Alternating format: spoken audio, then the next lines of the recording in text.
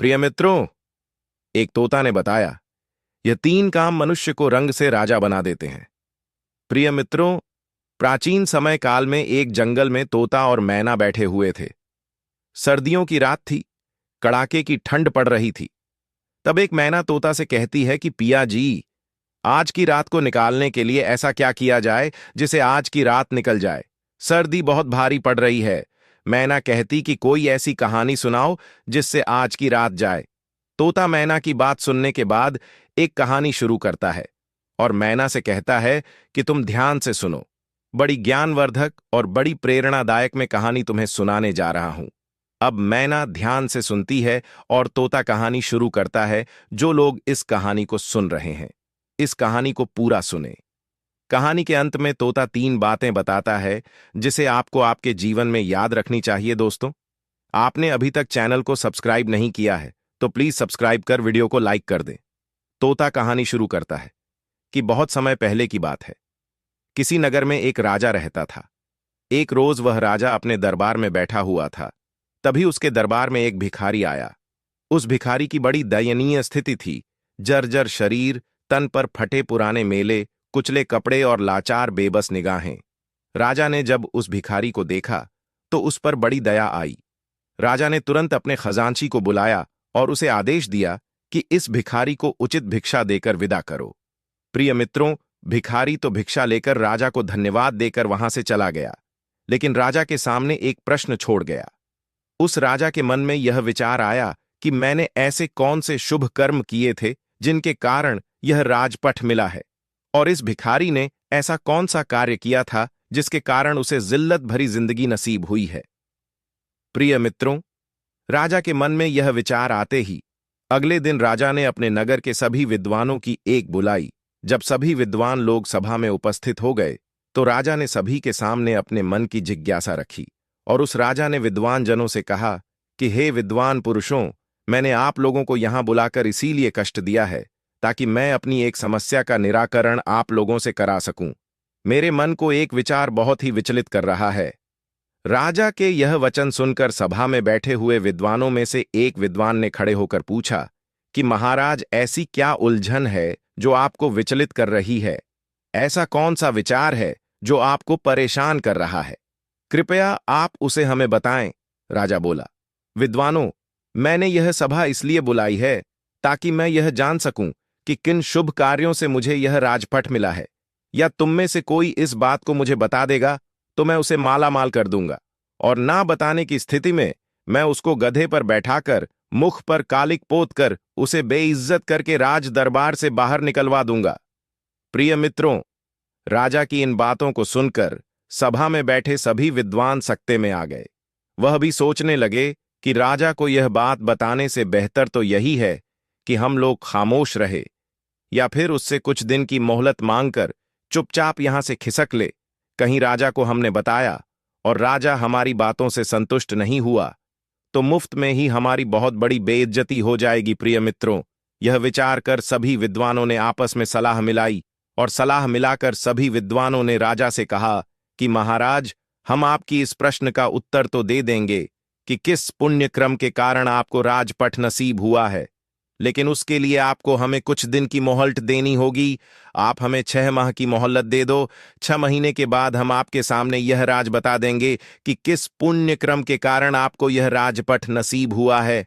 राजा ने कहा, ठीक है, हम तुम्हें 6 महीने की मोहलत देते हैं, लेकिन ध्यान रहे 6 महीने के बाद तुम्हें हर हालत में मेरे प्रश्न का ऊ देना होगा। सभी विद्वानों ने राजा को आश्वासन दिया और राजा से कहा कि महाराज, आप बिल्कुल भी चिंता ना करें। 6 महीने बाद हम आपकी जिज्ञासा का जरूर समाधान कर देंगे। प्रिय मित्रों, इस प्रकार सभी विद्वान राजा से 6 महीने की मोहलत लेकर राज दरबार से बाहर चले गए। प्रिय मित्रों, सभी विद्वानों ने राजा से कहने को कह तो दिया, लेकिन इसका उत्तर उन्हें भी मालूम नहीं था। सभी ने बाहर आकर विचार विमर्श किया कि अब इस मुसीबत से कैसे छुटकारा पाया जाए। सभी विद्वान मौन थे, इसका हल किसी को भी मालूम नहीं था। तभी उनमें से एक विद्वान बोला, अरे भाई लोगों, अभी तो हमारे पास में पूरे 6 महीने हैं। 6 महीने आराम से गुजारो, जब समय आएगा तब देखा जाएगा। भविष्य की चिंता करके वर्तमान क्यों बर्बाद करें? सभी ने एक सुर में हाँ मिलाई और सभी विद्वान यह वायदा करके कि आज से 6 महीने बाद में हम सभी लोग नगर के बाहर तालाब पर इकट्ठे होंगे और जिसे भी उत्तर पता चल जाएगा वह एक दूसरे को बता देगा। इस तरह प्रिय मित्रों, सभी लोग एक दूसरे से वादा करके एक दूसरे से विदा लेकर अपने अपने घर को चले गए और अपने घर के कार्यों में व्यस्त हो गए। दिन गुजरे, महीने गुजरे और गुजरते गुजरते उस समय भी आ पहुंचा जिसके अगले दिन राजा को उसके सवाल का उत्तर देना था। वादे के अनुसार एक बार फिर से सभी विद्वान नगर के बाहर बने हुए तालाब पर इकट्ठे हुए।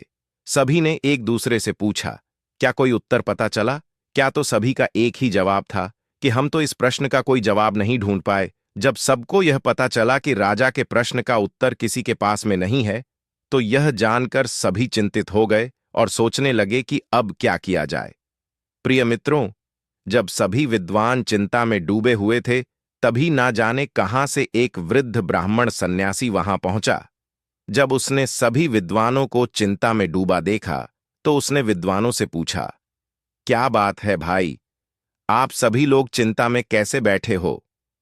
प्रिय मित्रों, साधु महाराज के पूछने पर विद्वानों ने सारा घटनाक्रम उस महात्मा को बता दिया और कहा कि महात्मा जी, यदि हमने कल राजा को उसके पीछे प्रश्न का उत्तर नहीं दिया तो राजा हमारा सिर मुड़वा कर गद्दे पर बिठाकर राज्य से बाहर निकलवा देगा।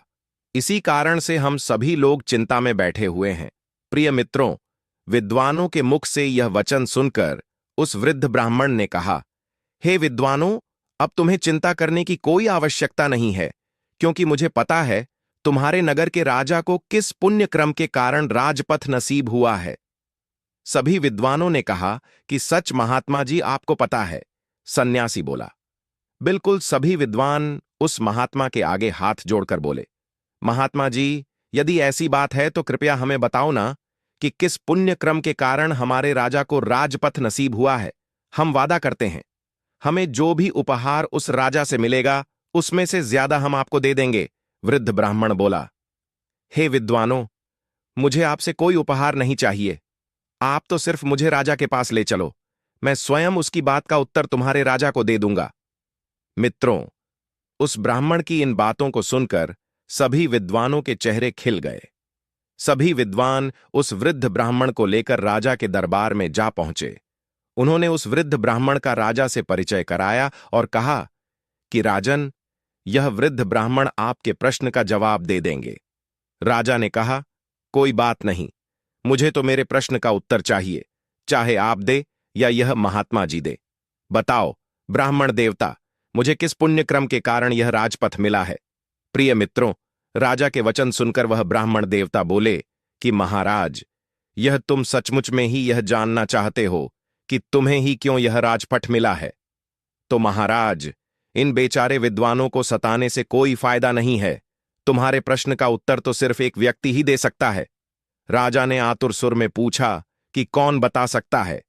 तो वृद्ध ब्राह्मण बोला कि महाराज, यहां से 100 कोस दूर उत्तर दिशा में एक वन में एक व्रत महात्मा तपस्या कर रहे हैं। वह महात्मा राख खाते हैं, राख के अतिरिक्त कुछ भी नहीं खाते हैं और राख का ही मल त्याग करते हैं। वे महान दूरदृष्टा है, वही तुम्हारे प्रश्न का उत्तर दे सकते हैं। प्रिय मित्रों, यह सुनकर उस राजा ने वृद्ध ब्राह्मण की बात पर विश्वास किया और अपना राज्यपाठ अपने मंत्रियों के हवाले करके उस वृद्ध ब्राह्मण के बताए अनुसार उस महात्मा की खोज में चल दिए, जो महात्मा राख खाते थे और राख का ही मल त्याग करते थे। कई दिनों के सफर के बाद में वह राजा अंततः उस जगह पर जा पहुंचे जिस वन में वह महात्मा जी तपस्या कर रहे थे। राजा ने हाथ जोड़कर महात्मा जी की एक परिक्रमा लगाई और महात्मा जी के सामने राजा हाथ जोड़कर खड़े हो गया। 2 घंटे बाद महात्मा की समाधि टूटी। उसने जब राजा को अपने सामने हाथ जोड़े हुए खड़ा हुआ पाया तो उस महात्मा ने पूछा कि भाई, तुम कौन हो? दिखने में तो तुम राजा के जैसे लग रहे, फिर तुम इस निर्जन वन में क्या कर रहे हो? प्रिय मित्रों, राजा ने उस महात्मा को अपना परिचय दिया और अपने वहां आने का कारण बताया। इस पर उस महात्मा ने कहा कि राजन, मैं भी तुम्हारे इस प्रश्न का उत्तर देने में अब भी असमर्थ हूं, लेकिन यहां से कोष दूर उत्तर दिशा में एक वन में एक महात्मा तपस्या कर रहे हैं, आग खाकर जीवित रहते हैं, तुम उनके पास चले जाओ, वह तुम्हारे प्रश्न का उत्तर जरूर दे देंगे। महात्मा की इन बातों को सुनकर राजा कुछ पल के लिए निराश तो जरूर हुआ, किंतु फिर से नए उत्साह के साथ महात्मा द्वारा बताए हुए मार्ग पर उस साधु की तलाश में आगे को चल दिया। शीघ्र ही उसने अग्निबल में तपस्या करते उस साधु को खोज लिया जो आग खाकर जिंदा रहते थे। वह साधु महात्मा भी समाधि अवस्था में बैठे हुए तपस्या कर रहे थे। कुछ देर बाद जब उन महात्मा की समाधि टूटी तो उन्होंने अपने सामने राजा को आदरपूर्ण मुद्रा में खड़ा हुआ पाया। जब महात्मा ने राजा से अपने पास में आने का कारण पूछा तो राजा ने बता दिया कि वह किस लिए उनके पास में आया है। प्रिय मित्रों, राजा सुनकर साधु ने कहा, सुनो राजन, यह सच है कि मैं बहुत दिनों से तपस्या कर रहा हूं, किंतु अनेक बातें ऐसी हैं जिनका रहस्य मुझे भी पता नहीं है। तुम जिस प्रश्न के लिए मेरे पास में आए हो, तुम्हारा प्रश्न भी कुछ ऐसा ही है। मैं इसका भी उत्तर बताने में असमर्थ हूं। प्रिय मित्रों, जब वह राजा उन साधु महाराज के इन वचनों को सुनता है तो निराश हो जाता है। राजा उन महात्मा जी से कहता है कि हे प्रभु, तब तो मेरा इतनी दूर आना व्यर्थ ही गया। मैं तो बढ़िया आशा लेकर आपके पास में आया था कि आप मेरी समस्या का अवश्य निराकरण कर देंगे। प्रिय मित्रों, जब वह साधु महाराज राजा को बहुत उदास देखते हैं तो कहते हैं कि हे राजन, निराश मत हो। मुझे आपके प्रश्न का उत्तर पता नहीं है, लेकिन मैं उस व्यक्ति को भली भांति जानता हूं जिसके पास में तुम्हारे सभी सवालों के उत्तर हैं। राजा ने कहा, ठीक है महाराज, आप उनका ही पता बता दीजिए। इतनी दूर आया हूं तो मैं उनसे भी मिल लेता हूं। महात्मा जी बोले, सुनो राजन, यहां से 50 मील जब तुम आगे जाओगे तो तुम्हें एक नीलगढ़ नाम का शहर पड़ेगा। उस शहर में एक रामू नाम का जाना माना वैश्य रहता है। उस वैश्य की पत्नी इस समय गर्भवती है और अब से 2 दिन बाद उस वैश्य की पत्नी के गर्भ से एक पुत्र जन्म लेगा। उस वैश्य के घर में पुत्र तो जन्म लेगा, लेकिन कुछ घंटे जीवित रहने के बाद उसकी मृत्यु हो जाएगी। जब उसकी मृत्यु हो जाएगी तो वैश्य स्मशान की मिट्टी में अपने पुत्र को दफन करेगा। जब वैश्य अपने पुत्र को दफन करके वापस लौट जाए तो तुम उस मृत बच्चे की देह को जमीन से बाहर निकाल लेना और उस मृत बच्चे के सामने तुम अपना प्रश्न रखना। तुम्हें तुम्हारे प्रश्न का उत्तर मिल जाएगा। राजा ने साधु का धन्यवाद किया और साधु से विदा लेकर राजा आगे को बढ़ गया। चलते चलते राजा साधु की बताए हुए शहर नीलनगर में पहुंच गया और वैश्य का घर तलाश करके उसके घर के समीप ही एक चबूतरे पर बैठ गया। कुछ ही देर में वैश्य अपने घर से बाहर निकला। अजनबी व्यक्ति को बाहर बैठा हुआ देखकर उस वैश्य ने राजा से पूछा कि मित्र कौन हो तुम और यहां बैठे किसकी प्रतीक्षा कर रहे हो? राजा बोला, मुझे प्रतीक्षा है तुम्हारे घर में आने वाले उस नन्हे से मेहमान की जो शीघ्र ही तुम्हारी पत्नी के गर्भ से जन्म लेने वाला है। वैश्य अजनबी के मुख से जब इन बातों को सुनता है तो उसे बड़ा ही आश्चर्य होता है। राजा की इन बातों को सुनकर वैश्य राजा से पूछता है कि आपको कैसे पता चला कि मेरी पत्नी गर्भवती है? राजा ने कहा, इसमें आश्चर्य करने की कोई बात नहीं है। मुझे यह बात एक महात्मा ने बताई है और उसने यह भी कहा है कि तुम्हारी पत्नी की गर्भ से जो शिशु जन्म लेगा वह लड़का होगा। लेकिन शब्द सुनकर वैश्य बोला, लेकिन क्या भाई, तुमने अपनी बात अधूरी क्यों छोड़ दी? बच्चा स्वस्थ तो पैदा होगा। राजा ने कहा, हां भाई, खूब स्वस्थ पैदा होगा, लेकिन सिर्फ कुछ घंटे वह जीवित रह पाएगा, बाद में उसकी मृत्यु हो जाएगी। वैश्य भयभीत स्वर में बोला, अरे भाई, शुभ शुभ बोलो। इस अधेड़ आयु में तो मेरे यहां पुत्र रतन पैदा होगा, और अगर वह पैदा होने के बाद मर गया तो यह मेरे लिए किसी सदमे से कम ना होगा। राजा ने कहा, भाई, जो सत्य है वह मैंने तुम्हें बता दिया। प्रिय मित्रों, जब वह वैश्य अजनबी के मुख से इन बातों को सुनता है तो अपने पुत्र को बचाने की खातिर कई वैद्य हकीम को बुला लेता है। लेकिन प्रिय मित्रों, विधाता की लिखी को कौन मिटा सकता है? होता वही है जो मंजूर प्रभु को होता है। प्रिय मित्रों, उस वैश्य ने अपने पुत्र को बचाने का भरसक प्रयास किया, लेकिन उसकी कोई युक्ति काम नहीं आई। महात्मा के बताए अनुसार वैश्य की पत्नी की कोख से एक पुत्र ने जन्म लिया। खूब खुशियां मनाई गई, लेकिन 4 घंटे बाद ही बच्चे की सांस उखड़ने लगी। सभी वैद्य हकीम ने बच्चे को बचाने की खूब जतन किए, लेकिन उनका कोई प्रयास सफल नहीं हुआ और वह बच्चा 4 घंटे की आयु जीकर शांत हो गया, यानी उसकी मृत्यु हो गई। जिस घर में कुछ देर पहले तक खुशी की सहनाइयां बज रही थी, खुशी का माहौल था, बच्चे के प्राण त्याग ही एकदम से मातम सा छा गया। वैश्य के घर में हाहाकार मच गया। छाती पर पत्थर रखकर अपना कर्तव्य पूरा किया। उसने अपने बच्चे के शव को कपड़े में लपेटा और स्मशान के लिए चल दिया। शमशान पहुंचकर वैश्य ने एक गड्ढा खोदा और उस गड्ढे में अपने कलेजे के टुकड़े को दफन कर दिया। मिट्टी डालने के बाद जब वह वैश्य नम आंखों से अपने घर को लौटने लगता है, वैसे ही ताक में बैठा हुआ राजा उस स्थान पर पहुंचता है, क्योंकि उस महात्मा ने कहा था कि जैसे ही वहां से अपने घर को लौटे तो तुम्हें वह बच्चा जमीन से बाहर निकाल लेना है। यदि तुमने थोड़ा भी विलंब कर दिया फिर तुम्हारे प्रश्न का उत्तर नहीं मिल पाएगा। इसीलिए राजा वैश्य के जाते ही उस स्थान पर आता है और गड्ढे की मिट्टी हटाकर बच्चे को बाहर निकाल लेता है। प्रिय मित्रों, जैसे ही वह राजा बच्चे को कपड़े से अलग करता है तो उसके आश्चर्य की सीमा नहीं रहती है। होता यह है कि वह मरा हुआ बच्चा फिर से जीवित हो जाता है और राजा से कहता है, क्या हुआ भाई, तुमने मेरी चिर निद्रा में क्यों विघ्न पैदा किया है। बच्चे की इन बातों को सुनकर राजा अपना प्रश्न उस बच्चे को बताता है और कहता है कि मैं अपने प्रश्न के उत्तर के लिए तुम्हारे पास में आया हूं। एक तुम हो जो मेरी शंका का समाधान कर सकते हो। राजा ने जब उसको अपनी समस्या बताई तो वह बालक बोला कि भाई सुनो, जिस कारण से या जिस कर्म से तुम्हें यह राज्य पथ नसीब हुआ है वह एक लंबी कहानी है। यदि तुम यह जानना ही चाहते हो तो मैं वह कहानी तुम्हें संक्षेप में सुनाता हूं भाई। इस जन्म में तुम राजा हो। इस जन्म से पहले यानी पूर्व जन्म में तुम मेरे माजा भाई थे। राजा आश्चर्य से बोला कि मैं तुम्हारा भाई था। तो बालक बोला, हां राजा, पूर्व जन्म में हम 4 भाई थे। तब हम एक आश्रम में रहकर विद्या अध्ययन किया करते थे। पहले के समय में एक विद्यार्थी का जीवन एक सन्यासी की तरह होता था। ब्रह्मचर्य का पालन करना, भिक्षा मांगकर भोजन करना और भी कई नियम थे जो एक विद्यार्थी को पालन करने होते थे। उन्हीं नियमों का पालन करते हुए हम 4 भाई एक साथ एक आश्रम में विद्या अध्ययन कर रहे थे। हम 4 भाई आश्रम के नजदीक नगर में भिक्षा मांगने जाया करते थे और जो कुछ भी भिक्षा हम 4 भाइयों को प्राप्त होती थी उसे हम 4 भाई मिलजुल कर बांटकर खा लिया करते थे। इस तरह से हम 4 भाई आश्रम में रहकर विद्या अध्ययन कर रहे थे और यह क्रम कई वर्षों तक ऐसे ही चलता रहा। किंतु एक दिन हम लोगों से एक बहुत बड़ी गलती हो गई। राजा ने उत्सुकतावश पूछा। गलती? तो बालक बोला कि राजन, बीच में मत बोलो, बस तुम मेरी बातों को सुनते रहो, क्योंकि मेरे पास बहुत ही कम समय बचा हुआ है।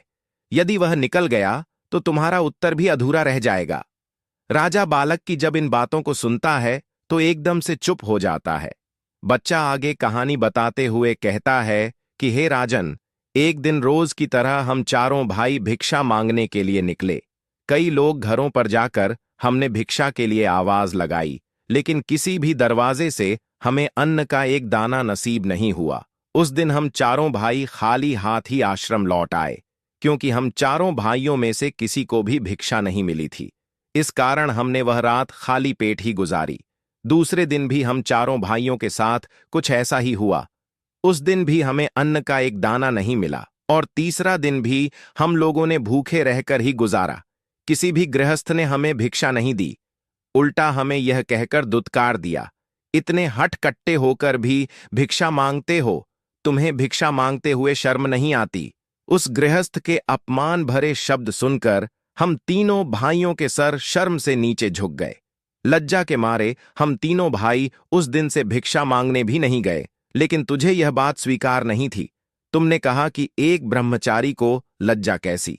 लज्जा को त्यागने के लिए ही तो आश्रम में गुरुजी हमें भिक्षा लाने के लिए कहते हैं, ताकि आगे चलकर ब्रह्मचारी निराकार भाव से परमार्थ के कार्य कर सके।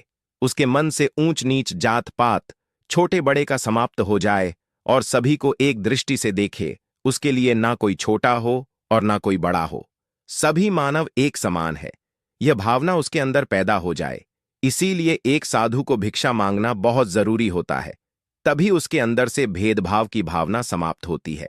इसीलिए उस दिन तुम अकेले ही भिक्षा मांगने निकल गए, जब तुम भिक्षा मांगकर वापस लौटे तो तुम्हारी झोली में इतना आटा था जिससे 4 रोटियां तैयार हो सके। हम तीनों भाई ने मिलकर तुम्हारे द्वारा लाए हुए आटे से 4 रोटियां बनाई और चारों रोटियां को आपस में बांटकर खाने की तैयारी करने लगे, क्योंकि हम चारों भाई 3 दिनों के भूखे थे।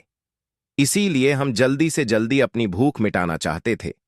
जब हम चारों भाई रोटी खाने ही वाले थे, तभी एक वृद्ध ब्राह्मण भोजन की तलाश में हमारे पास में पहुंचा। जब उसने हमारे हाथ में भोजन की थाली देखी, तो उस वृद्ध ब्राह्मण ने हम चारों भाइयों से अपने अपने भोजन में से थोड़ा थोड़ा भोजन देने की प्रार्थना की, क्योंकि कि हम चारों भाइयों का भूख के मारे पहले ही बहुत बुरा हाल था। उस पर वह वृद्ध ब्राह्मण भोजन मांग रहा था। यह सुनकर हमारे बड़े भाई ने उस वृद्ध ब्राह्मण से कहा कि अरे ब्राह्मण देवता, तुम कहां से आ टपके? हम लोग तो पहले से ही 3 दिनों से भूखे हैं। मुश्किल से आज एक रोटी नसीब हुई है और तुम कहते हो कि उसमें से हम तुम्हें दे दें। यदि हमने तुम्हें अपनी रोटी दे दी तो हम क्या राख खाएंगे?